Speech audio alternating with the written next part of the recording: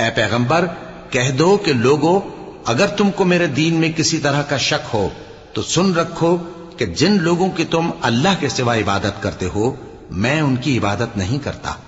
लेकिन मैं उस अल्लाह की इबादत करता हूं जो तुम्हारी रूहें कब्ज कर लेता है, और मुझको यही हुक्म हुआ है कि ईमान लाने वालों में हो जाऊं,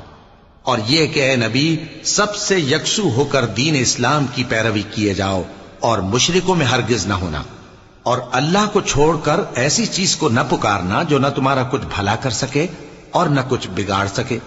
अब अगर ऐसा करोगे तो जालिमों में हो जाओगे, और अगर अल्लाह तुमको कोई तकलीफ पहुंचाए तो उसके सिवा